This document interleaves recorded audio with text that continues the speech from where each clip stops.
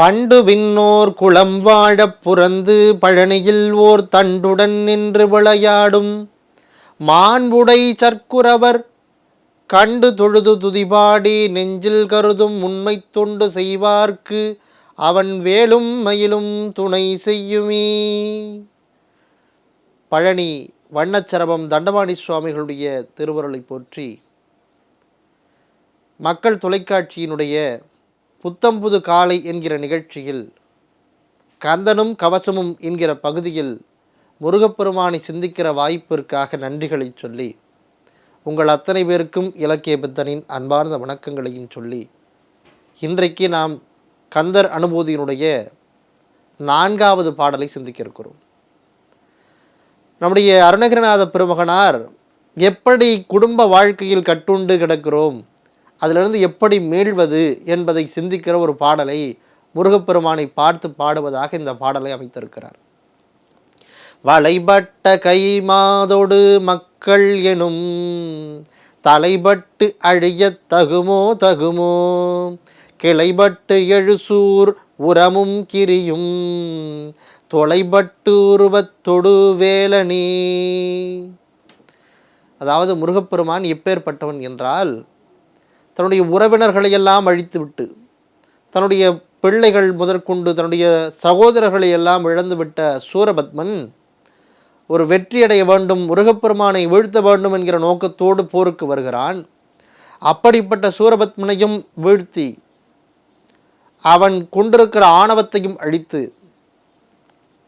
அவன் சொந்தங்களையும் அழித்து, அவனுடைய ஆணவத்தையும் அழித்து அவனை ஆட்கொண்ட பெருமான் நம்முடைய முருகப்பெருமான். அப்பேற்பட்ட அரக்கனையும் அவனுடைய ஆணவத்தையும் அழித்தவன் முருகப்பெருமான். கிளைபட்டு எழுசூர் உரமும் கிரியும் தொலைபட்டு உருவத்தொடு வேளனே. அப்படி அழித்த முருகப்பெருமானே, நான் எதில் கட்டுண்டு கிடக்கிறேன்னா மனைவி மக்கள் என்கிற இல்லற சுகத்திலே குடும்ப பந்தத்திலே கட்டுண்டு கிடக்கிறேன் என்று குறிப்பிடுகிறார். இந்த சைவ சித்தாந்தம் என்ன சொல்லுகிறது என்றால், பதி பசு பாசம் என்று 3 தத்துவங்களை சொல்லுகிறது. பதி என்றால் உடலுக்கும் உயிர்க்கும் உரிமையானவன் என்பது பொருள். உடலுக்கு பதியானவன் கணவன், உயிருக்கு பதியானவன் இறைவன் என்று என்னுடைய பேராசிரியர் சிவச்சந்திரன் ஐயா அவர்கள் குறிப்பிடுவார். உடலுக்கு பதி கணவன், உயிருக்கு பதி யாருன்னா இறைவன். இந்த பதி பசு பாசம் என்பது, இந்த பசு என்னவென்றால் பாசம் என்கிற கயிற்றினாலே கட்டப்பட்டிருக்கிறது குடும்பத்திலே என்று நம்முடைய சைவ சித்தாந்தம் விளக்குவதாக என்னுடைய பேராசிரியர் வெள்ளைவாரணம் ஐயா அவர்களும் குறிப்பிடுவார். அப்படி பதி பசு பாசம் என்கிற தத்துவத்தின் அடிப்படையில் மனிதனானவன் குடும்பம் என்கிற பாசம் என்கிற கயிற்றிலே கட்டப்பட்ட பசுவை போல இருக்கிறான் என்று குறிப்பிடுகிறார். அவனால் அதிலிருந்து மீண்டு வர முடியாது. வளைபட்ட கை மாதோடு மக்கள் எனும், கை மாதோடுனா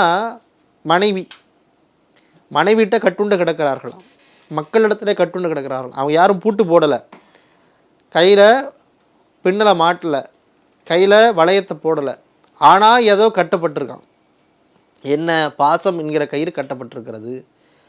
இந்த பாசம் என்கிற கயிற்றை குடும்பத்தில் இருக்கிற பெண்களோடும் குழந்தைகளோடும் கட்டுண்டு கிடக்கிற என்னாலே முருகப்பெருமானே உன்னை அடையிறதுக்கு முடியலையே. மக்கள் எனும் தலைபட்டு அழிய தகுமோ தகுமோ. நான் இப்படி இருக்கிறது உன்னால் ஏற்றுக்க முடியுதா முருகா? இந்த இல்லற சுகத்திலிருந்து மீட்டு என்னை உன்னிடத்துல கொண்டு போய் சேர்த்துக்க முருகா அப்படின்னு கேட்குறார். பொதுவாகவே எனக்கிட்ட இருக்கிற கேள்வி என்னென்னா, கல்யாணம் பண்ண பிறகு குழந்தை குட்டியெல்லாம் பெற்ற பிறகு கடவுளே என்னை காப்பாற்று, என்னை கொண்டு போய் உன்னோட சேர்த்துக்கோ, என்னை சாமியார் ஆக்குன்னு கேட்குறத விட கல்யாணம் பண்ணாமலே இருக்கலாம். பல பேர் கல்யாணம் பண்ணக்கூடாதுன்னே நினைக்கிறாங்க. இப்போ இருக்கிற சூழல்களில் பார்த்தோம்னா பல இளைஞர்கள் திருமணம் பண்ணாமலே இருக்கலாமே அப்படின்னு நினைக்கிறாங்க. கல்யாணமானவங்க என்ன பண்ணுறாங்க, நாம் கல்யாணம் பண்ணாமலே இருந்திருக்கலாமோ அப்படின்னு நினைக்கிறாங்க. ஆக அந்த வாழ்க்கை சூழல் நமக்கு ஒரு பொறுப்புகளை கொடுக்குது. பொறுப்புகளை தாங்க முடியாததுனால நம்ம என்ன பண்ணுறோம், அதுலேருந்து மீண்டு வெளில வரணும்னு ஆசைப்படுறோம். அந்த மாதிரி என்ன, இந்த குடும்பம் என்கிற ஒரு கட்டுண்டு கிடக்கிற ஒரு இருட்டறையில் என்னை கொண்டு போய் மாட்டி விட்டுறாத முருகா, என்னை காப்பாற்று, தலைப்பட்டு அழிய தகுமோ என்று கேட்கிறார். இதில் மாட்டிக்கிட்டு நான் இருக்கிறது உனக்கு சரியாக இருக்குமா முருகா? தகுமோன்னு 2 வார்த்தை கேட்குறாரு. வளைபட்ட கை மாதோடு மக்கள் எனும் தலைபட்டு அழிய தகுமோ தகுமோ கிளைபட்டு எழுசூர் உரமும் கிரியும் தொலைபட்டு உருவத்தொடு வேலனே. இதெல்லாம் என்னை காப்பாற்று முருகா அப்படின்னு கேட்குறாரு. இந்த மக்கட் செல்வங்கள் இருக்கிறதே அது பெரிய வரம் என்று திருவள்ளுவர் குறிப்பிடுகிறார்.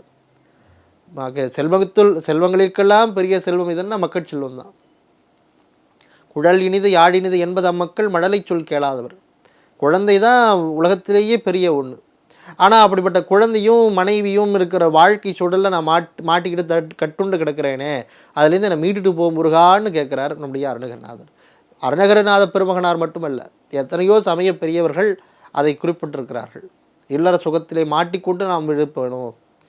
என்னுடைய நாவுக்கரச பெருமானும் அடுத்த பிறவி மனித பிறவி வேண்டான்னு சொல்கிறார்.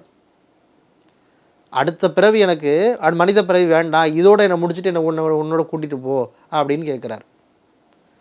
குனித்த புருவமும் குவ்வை செவ்வாயிற் குமிழ் சிரிப்பும் மணித்த ஜடையும் பவளம்போல் வேணியில் பால் வெந்நீரும் இறைத்த முடையை எடுத்த ஒரு பாதமும் காணப்பெற்றால் மனித பிறவியும் வேண்டுவதே மாநிலத்தை. எல்லா இடங்கள்லையும் மனித பிறவி வேணாம், இந்த பிறவியோடு என்னை முடிச்சு ஒன்று இடத்துல கொண்டு போய் கூட்டு போய்க்கோ, என்னால் இந்த மனித பிறவியை வாழ முடியாதுன்னு சொன்ன நாவுக்கரச பெருமான், நடராஜன் நீ டான்ஸ் ஆடுறதை எனக்கு ஒரு காட்சி காமிக்கிறதா இருந்தால் நான் இன்னொரு பிறவி எடுக்கிறேன்னு சொல்கிறார். அப்படி மனித வாழ்க்கை என்பது அவ்வளவு இழுக்கான ஒன்று. அதிலிருந்து என்னால் மீட்டு கொண்டு என்னை கூட்டு போகிறா அப்படின்னு நம்முடைய அருணகிரிநாதர் சொல்லுகிற பாடல் இந்த பாடல். வளைபட்ட கை மாதோடு மக்கள் எனும் தலைபட்டு அழியத் தகுமோ தகுமோ கிளைபட்டு எழுசூர் உரமும் கிரியும் தொலைபட்டு உருவத்தொடு வேலனே. முருகப்பெருமானி பாடுகிற அருணகிரிநாதர் மட்டுமல்ல, மாணிக்க வாசகரும் பல இடங்களில் சொல்லுகிறார். பெண்களத்தில் இருக்கிற இன்பத்தில் மாட்டி என்னுடைய வாழ்க்கை இப்படி போக இருந்தது, அதை என்னை காப்பாற்றிய சிவபெருமானி அப்படின்னு குறிப்பிட்றார்.